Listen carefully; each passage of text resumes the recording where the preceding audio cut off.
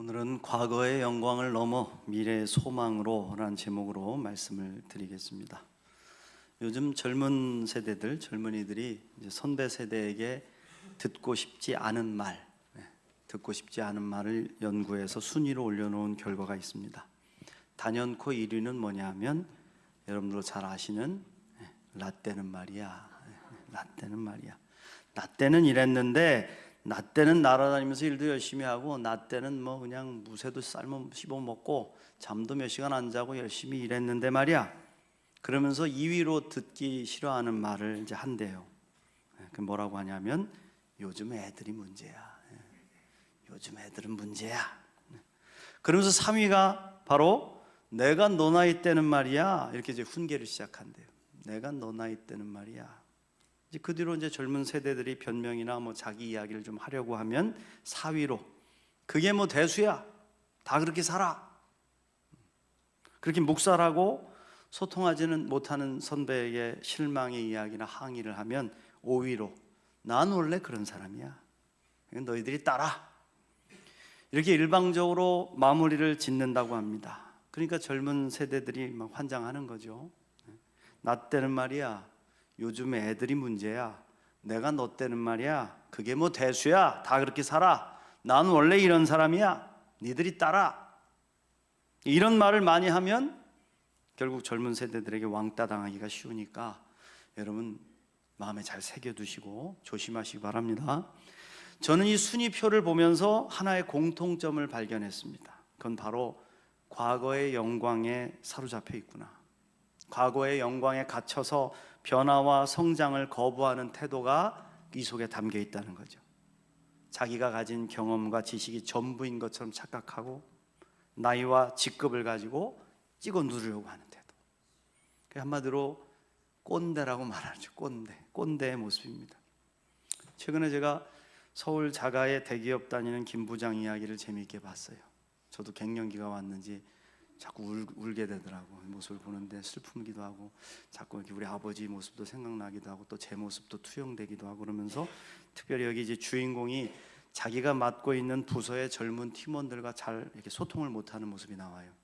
또 아들과 아내가 바라는 행복의 조건이 있는데 그것과는 전혀 다른 기준과 바람을 자꾸 이야기하면서 서로 이렇게 어긋나는 모습. 그 나의 모습을 돌아보는 이제 계기가 됐습니다. 저는 이 드라마의 주인공을 보면서 진정한 성공은 결코 과거의 영광에 머물러 있는 게 아니구나. 과거의 영광에 머물러서 얻을 수 있는 것이 아니구나. 자기를 비우고 끊임없이 개혁하며 전진해가는 그 성실한 삶 속에서 이루어져가는 과정이구나. 무엇보다도 진정 소중한 것이 무엇인지를 깨닫고 가족과의 관계를 회복하는 것, 이게 가장 중요한 행복의 조건임을 알게 됐습니다. 자, 오늘 말씀으로 돌아가 볼까요? 오늘 말씀에는 요셉 지파의 자손들인 에브라임과 므낫세 지파의 땅 분배 이야기가 나옵니다. 에브라임 지파와 므낫세 지파는 자신들의 조상인 이 요셉으로 인해서, 여러분 요셉 너무나 좋아하시죠? 그 요셉으로 인해서 엄청난 축복을 받게 된 지파입니다. 본래 요셉은 형들의 시기와 질투로 인해서 애굽의 노예로 팔려갔었죠. 그때 그 가정에서는 죽은 아들로 인식이 됐었습니다. 아버지 야곱도 그 짐승에게 물려서 피 묻은 채색 옷 같은 것들을 형들이 갖다 주니까 그걸 믿고 죽었다고 생각했죠. 그래서 평생을 가슴에 한을 안고 살았습니다. 요셉이 고난을 극복하지 못하고 무명으로 억울하게 애굽에서 죽었다면 요셉 지파는 아마 역사 속에서 영원히 사라져 버렸을 겁니다. 그러나 요셉은 하나님을 의지하고 믿음으로 일어섰죠. 형들의 핍박도 이겨내고 노예 생활의 고달픔도 성실함으로 견뎌냅니다. 억울한 누명으로 감옥에 갇혔음에도 불구하고 하나님께서 주시는 하늘의 지혜로 도리어 위기를 기회로 바꾸죠. 마침내 애굽의 가장 위대한 총리 자리까지 오르게 된 줄로 믿습니다. 그리고 그 힘과 능력을 가지고 당시 기근으로 고통당하던 가족들을 다시 만나 도리어 그들의 생명을 구원하는 역사를 이루게 되었다. 할렐루야. 그러니까 여러분은 아버지 야곱의 입장에서 볼 때 요셉이라는 아들이 얼마나 특별하겠습니까? 얼마나 고마웠겠습니까? 얼마나 귀하고 이 아들로 인해서 우리 살아났고, 죽었는 줄 알았더니 살아난 것뿐만 아니라 그 아들이 애굽의 총리가 돼가지고 자기들을 다 살리고 그 애굽 땅에서 가장 귀하고 좋은 땅을 차지하게 해서 훗날 이스라엘이 민족으로 거듭나는 기틀을 이루었으니까 얼마나 위대한 아들이겠어요. 그러니까 창세기 48장에 보면 에브라임과 므낫세라는 이 요셉의 두 아들을 불러요. 야곱이, 야, 내가 이제 죽을 때가 됐는데 축복해 줄게. 요셉아, 네 아들 둘 데리고 와라. 여기에서 야곱은 이 두 아들을, 손자들이죠, 두 아들을 축복을 하는데, 뭐 여러 가지 에브라임과 므낫세에서 에브라임이 사실은 차자고 므낫세가 장자인데 원래는 장자에게 오른손을 올려야 하는데 야곱이 이렇게 손을 엇갈려서 축복하잖아요. 나중에 땅 분배하는 거 보면 에브라임 동생 지파가 먼저 땅을 기업으로 받게 되고 나중에 이제 므낫세 지파가 받는 이제 자리가 나오는데, 어찌 됐든 야곱이 축복의 기도를 드리면서 이렇게 시작을 합니다. 에브라임과 므낫세는 내 것이니. 이게 무슨 뜻이냐면 야곱이 지금 에브라임과 므낫세를 자기의 아들로 입양하고 두 몫의 축복을 주겠다는 약속입니다. 요셉은 장자는 아니었잖아요.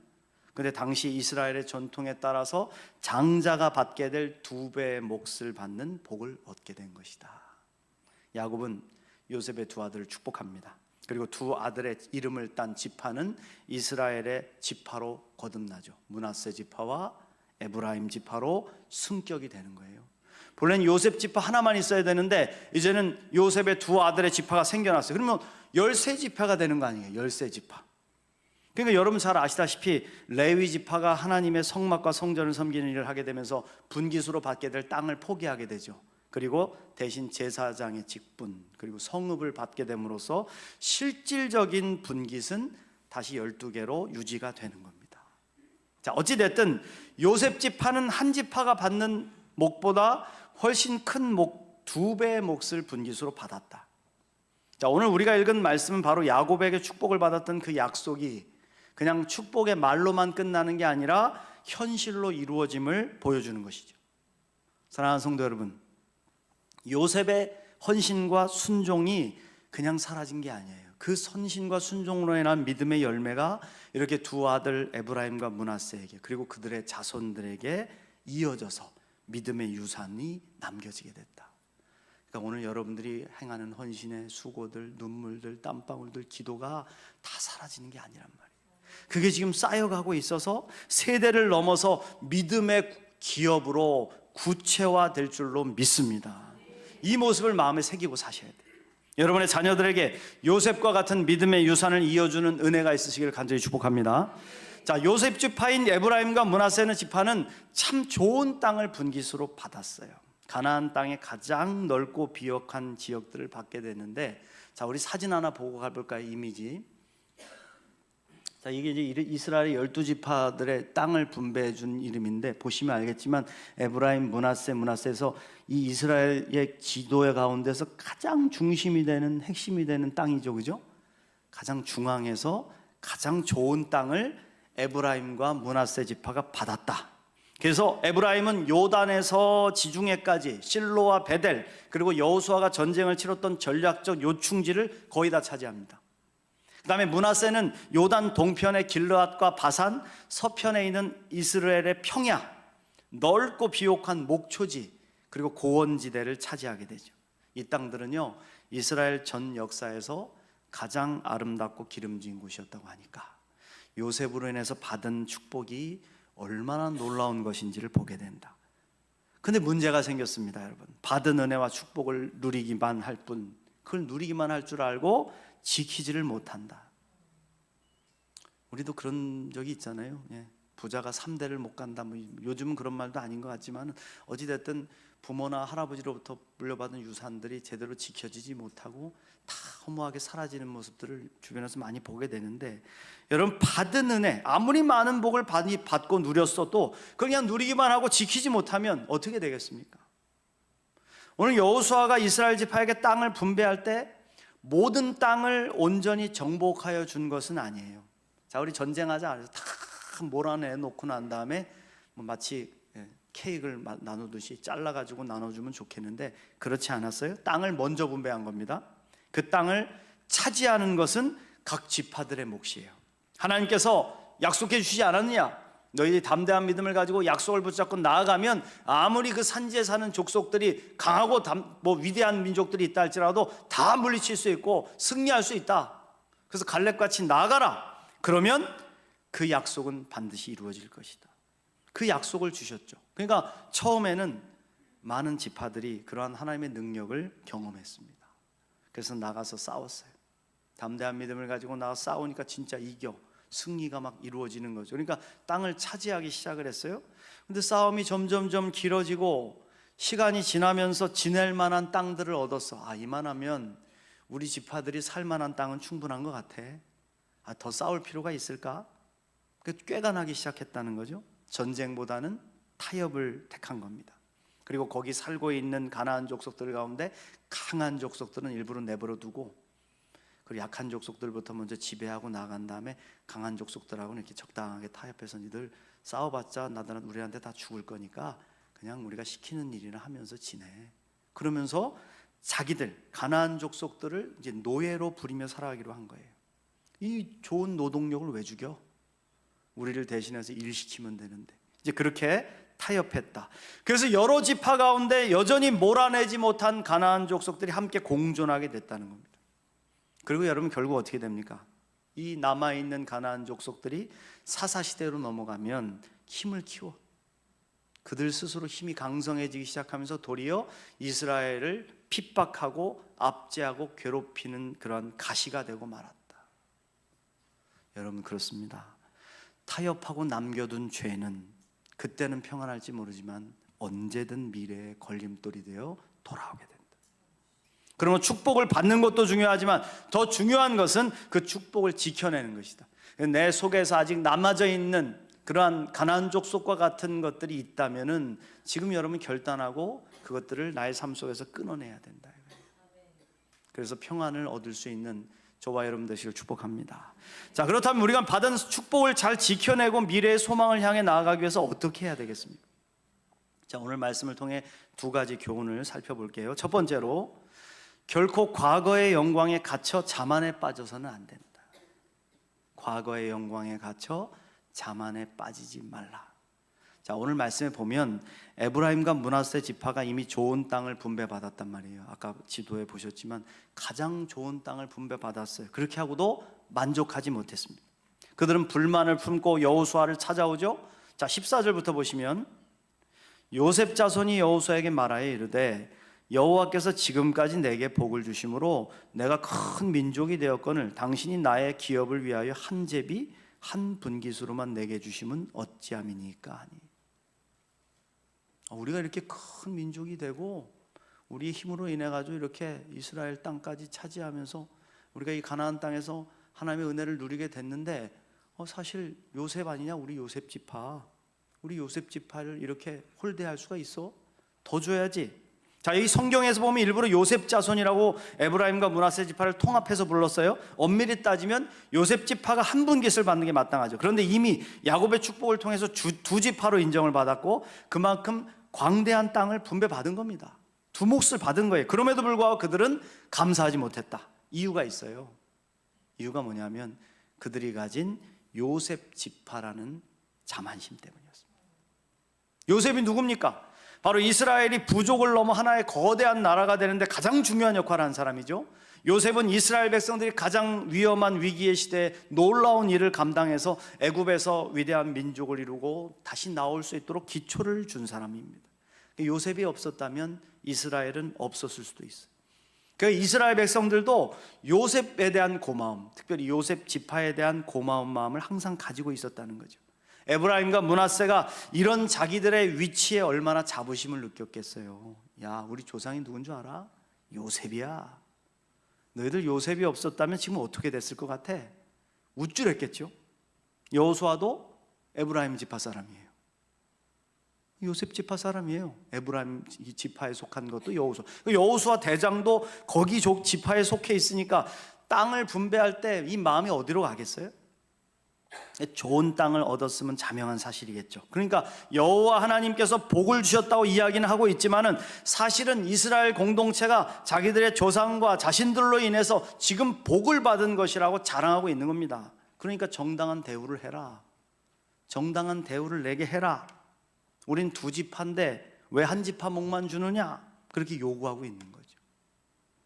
자만심은요, 우리로 하여금 항상 과거지향적인 사고를 갖게 합니다.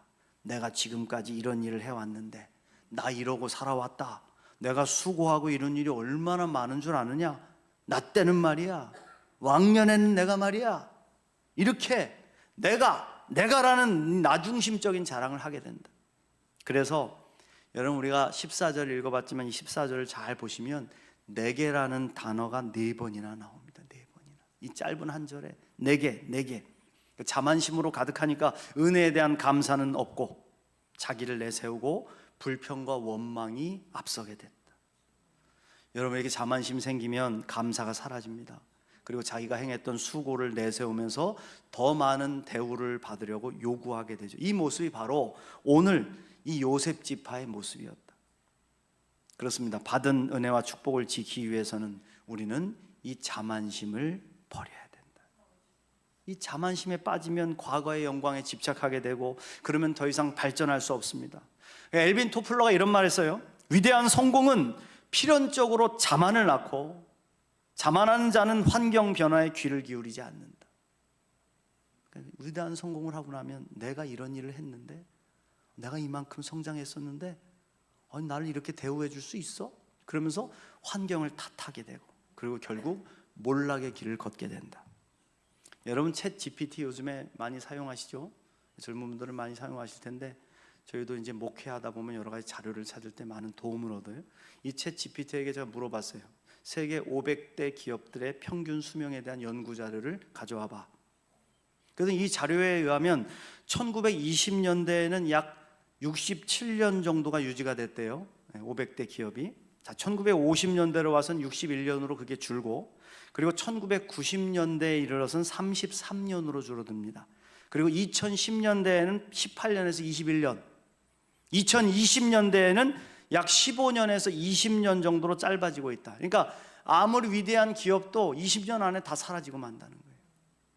이를 기초로 한국 상공회의소가 한국 기업의 평균 수명을 연구했는데 23.8년이래요. 23.8년 지나면 기고 나르는 기업들도 이름을 없어진다. 그래서 지금 우리나라에 1950년대에 등장한 주요 그룹 가운데 살아있는 그룹은 삼성과 LG뿐이다. 아무리 잘 나가는 기업들도 변화와 혁신을 통해 가진 영광을 지켜내지 못하면 20년도 못 가서 다 사라질 수 있다는 경고라는 거예요. 경고. 그렇습니다. 우리 믿음의 공동체인 교회도 마찬가지입니다. 한때의 성취의 은혜가 평생을 보장하는 게 아니라고요. 지금 잘 나가고 있다고 이후에도 잘 나간다는 보장은 없는 거죠. 그러므로 자만심을 버려야 됩니다. 자만심을 버려야 됩니다. 자만심은 나 자신을 병들게 할 뿐만 아니라 미래를 보는 눈을 가려버려요. 그래서 공동체의 개혁과 혁신을 가로막는 꼰대가 되게 하죠. 그러므로 사랑하는 성도 여러분, 저와 여러분이 과거의 영광에 매이지 않으시기를 축복합니다. 왕년의 신앙, 라떼는 신앙 다 십자가에 못 박으세요. 다 쓸데없습니다. 그리고 오직 하나님의 은혜와 행하신 역사에 감사하시길 축복합니다. 새로운 축복의 역사는 계속 오고 있다. 그걸 바라보면서 그 역사의 현장에서 밀려나지 마시고 주님의 은혜를 꼭 붙잡고 겸손하게 주의 은혜를 갈망하고 도심을 힘입어 주신 은혜와 복을 지켜갈 수 있는 우리 모두가 되시길 축복합니다. 두 번째로, 미래와 소망을 향해 끊임없이 행동하고 개혁해야만 한다. 오늘 말씀에서는 개척이라는 말을 쓰고 있는데, 우리가 살아가는 이 시대는 4차 산업혁명의 시대라고 합니다. 19세기에 산업혁명이 일어났어요. 그때 에디슨이 발명한 전기, 전구죠. 빛을 밝혀서 이렇게 그전에는 촛불도 쓰고 고래 향유 기름 가지고선 등도 밝히고 그러면서 살아왔는데, 이제 아껴 쓰느냐고 밤에는 거의 끄고 살았겠죠. 근데 이 에디슨이 발견한 이 전기를 통해서 우리 생활과 산업의 근본이 완전히 구조적으로 바뀌는 겁니다. 그냥 불 밝히는 전구를 넘어서서 이게 인류가 밤에도 활동할 수 있는 길을 열고 환경을 만들고 공장을 가동시키고, 그리고 산업화와 도시화가 급속도로 진행이 됐어요. 지금 우리는 과거로 돌아갈 수가 없어요. 그래서 우리 삶의 모든 것을 바꿔놓는 혁명을 이루었다. 그렇다면 이 4차 산업혁명이라고 불리는 인공지능 AI도 마찬가지라는 거예요. 지금은 인간의 능력을 모방하고 정보를 제공하는 일을 하고 있지만은 이 인공지능이 사회를 변화시켜가는 속도가 어마어마합니다.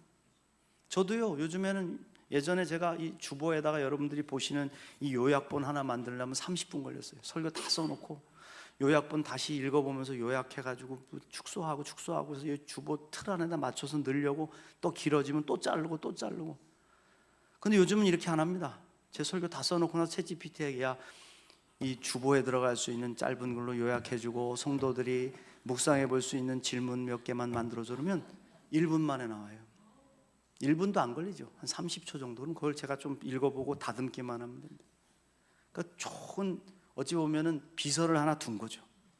이미 거의 모든 사람들이 스마트폰이나 인공지능을 부착한 다양한 기기들을 통해서 인공지능의 편리를 누리고 있죠. 공부도 하고 자료를 찾고 이것으로 사업도 하고 각종 혁신적인 도움을 받는 등 앞으로 우리 삶의 모든 인프라의 기반이 AI가 될 것이다. 그러니까 지금 한 5명, 6명, 10명도 안 되는 사람들이 수조 원을 벌어들이는 기업도 있어요. 다 인공지능의 능력으로 가죠. 그럼 어찌해야 되겠습니까? 거부한다고 사라지는 게 아니잖아요. 우린 필요 없어. 이 시대에 살아남기 위해서는 우리도 변해야죠. 과거의 영광에 머무르지 않고 미래의 소망을 향해 달려가야 된다. 이를 위해서 반드시 개척의 수고를 아끼지 말아라. 배워야 되고 익혀야 되고 도전해 봐야 되고 새로운 변화를 두려워하지 않고 계속해서 시도하는 과정이 필요한 것이다. 자, 오늘 요셉 지파의 불만을 들은 여호수아 장군이 참 놀라운 이야기를 하고 있습니다. 자, 15절부터 보시죠. 여호수아가 그들에게 이르되 내가 큰 민족이 되므로 에브라임 산지가 내게 너무 좁을진대 브리스 족속과 르바임 족속의 땅 삼림에 올라가서 스스로 개척하라 하니라. 여호수아는 참으로 지혜로운 지도자인 것 같아요. 이미 너들 많이 받아놓고 왜 이렇게 욕심이 많아? 이 교만한 것들아. 그렇게 책망했다면 아마 분열이 일어날 거예요. 근데 인정해주고 있어요. 책망하지 않고. 그래, 너희들 참 큰 민족이 됐구나. 그러니까 너희들의 말대로 받은 땅이 좁긴 하겠다. 맞다. 그러니 너희들이 가지고 있는 그 위대한 힘을 가지고 더 개척해라. 아직 차지하지 못한 땅이 많잖아. 너희들이라면 충분히 할 수 있어. 그렇게 격려하고 지혜롭게 조언을 한 거죠. 그러자 요셉 족속이 또 불평을 늘어놓습니다. 16절 말씀에 요셉 자손이 이르되 그 산지는 우리에게 넉넉하지도 못하고 골짜기 땅에 거주하는 모든 가나안 족속에게는 베스안과 그 마을들에 거주하는 자이든지 다 철병거가 있나이다. 이번에 환경을 탓하는 거예요. 그들이 골짜기 요새 속에 숨어가지고 정복하기가 너무 힘들어요.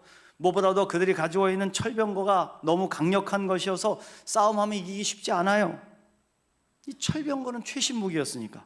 또 이스라엘 골짜기 안에 있는 베스안은 아주 전략적 요충지였거든요. 그 속에 숨어가지고 싸움을 하니 얼마나 힘이 들었겠어요. 그러나 여러분, 이 같은 땅이었지만 갈렙은 어떻게 했습니까? 갈렙은 하나님의 약속을 바라보면서 두려움을 이기고 나아가서 승리하지 않았습니까? 할렐루야. 승리의 열쇠는 인간이 가지고 있는 힘이 아니라 믿음으로 고백하고 반응하고 그 약속을 믿는 것, 거기에 있다는 거예요. 믿음의 눈으로 보면 이 산지는 내가 차지해야 될 땅이 되는 것이고, 할렐루야. 인간적인 눈으로 환경을 탓하면서 보면 철병거가 가득한 두려움의 땅이 되는 것이다. 그러므로 여호수아는 다시 하나님의 약속을 붙잡으라고 조언을 하고 있는 겁니다. 자, 17절부터 보십시오.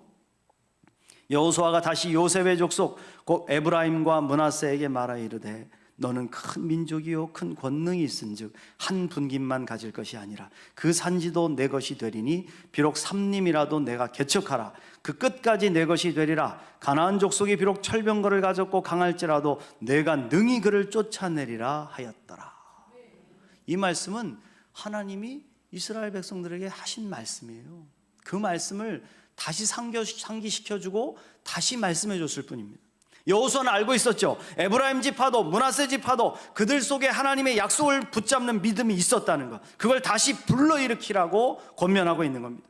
이미 그들은 그 믿음을 가지고 광야를 지났고 요단강을 건넜고 여리고성을 무너뜨렸고 강대한 가나안 민족들을 무너뜨리면서 하나님의 능력을 경험해 왔단 말이에요. 할렐루야. 자신들의 강함이 아니라 하나님께서 하나님의 강함으로 그들을 이끌고 오셨다는 것을 기억하라. 그게 과거의 영광이 아니라 오늘을 이끌어가는 힘이라는 거. 우리도 마찬가지로 합니다. 그것을 우리도 깨달아야 된다. 이스라엘 백성들은 하나님 안에 있을 때, 하나님을 의지할 때, 하나님의 말씀대로 순종할 때 승리할 수 있음을 철저하게 학습했던 민족이다. 그러니까 다른 거 생각하지 말고 두려워하지 말고 다시 하나님의 약속으로 돌아가라. 그것을 붙잡아라. 여기 여호수아가 개척하라는 말을 반복하고 사용하고 있는데요, 히브리어로 베레타라고 합니다. 베레타. 삼림을 개간해서 짐승을 목양할 수 있는 목초지로 만드는 것, 그리고 황무지를 개간해서 옥토로 만들어 풍성한 열매를 수확할 수 있도록 실행하라는 거예요. 실행하는 거. 이걸 개척하라. 그렇습니다. 꿈은 말로만 이루어지지 않습니다. 믿음과 용기를 가진 담대한 실천이 따라야 된다. 미래의 소망을 품고 살아남기 위해서는 구호만 외쳐서는 불가능하단 말입니다. 변화를 두려워하지 말고 행하는 믿음이 우리에게 있어야 된다. 사랑하는 성도 여러분, 하나님의 약속은 이미 우리에게 주어져 있습니다. 믿으십니까? 하나님은 우리로 하여금 양으로 더 풍성한 생명을 얻게 하겠다고 하셨고, 우리가 발딛고 살아가는 모든 땅을 하나님의 거룩한 나라로 세워가시겠다고 약속하셨어요. 믿으십니까? 그러므로 과거의 영광에 안주하지 맙시다. 과거의 영광이 아니라 오늘의 순종을 심고 내일을 향한 믿음의 개척이 우리와 우리의 자녀들, 그리고 우리 교회 공동체 미래를 결정하게 된다는 것을 기억하시길 바랍니다. 저는 이 말씀을 준비하면서 돌아온 시절을 봤어요. 16년 차 목회를 하고 있는데 교인 정말 한두 분 남아있을 때 이곳에 와가지고 엄청난 변화를 이뤘죠. 근데 그래서 뭐 어쩌라는 말입니까? 지금의 것들이 미래를 담보해 주는 게 아니잖아요. 우리 교회가 왜 저 목양실 자리를 뜯고 불편을 감수하면서 목사들은 올라가고 아이들을 위한 저 아름다운 예배의 공간들을 만들어 주겠어요? 돈이 남아서입니까? 아닙니다. 이 지역 안에서 우리 아이들을 가장 사랑하고 아이들을 믿음으로 길러낼 수 있는 교회 공동체를 만들기 위해서 거기에 아낌없이 투자를 하는 거예요. 여러분 한번 상상해 보십시오. 서늘하고 올라가는 길도 다 무너져 내리고 뭐 녹이 슬고 위험하고 위태한 데서 아이들 공부시키는 곳에 와가지고 아이들을 맡기고 싶겠습니까? 아니면 저렇게 잘 만들어 놓은 곳에서 이 교회는 아이들의 미래를 위해서 애쓰고 수고하고 기도하는 교회구나, 그것을 믿음으로 받아들이는 교회여서 아이들을 맡기고 싶겠습니까? 분명한 거죠. 우리는 늘 한 발자국 앞서서 꿈을 심고 함께 노력해 왔습니다. 우리가 많은 힘과 능력을 가지고 있어서가 아니라 하나님이 주신 비전이 있기 때문에 그 비전을 향해서 함께 힘을 합하고 움직이는 것이죠. 우리가 바라는 축복은 나 자신만의 부함과 평안에 안주하는 게 아닙니다. 저도 그러고 싶습니다. 이만하면 됐으니까, 나 고생 많이 했으니까 나 좀 인정해주고 편안하게 그냥 목회하다가 은퇴하게 해주십시오. 그러고 싶습니다. 그러나 아니죠. 그렇게 안주하면 결국 우리 교회 공동체도 20년이 못돼 사라질 수 있습니다. 우리는 미래의 소망, 다음 세대의 믿음, 그리고 이 지역사회를 거룩한 하나님의 나라로 변화시키는 그 주님의 약속을 바라보면서 함께 노력해야 될 줄 믿습니다.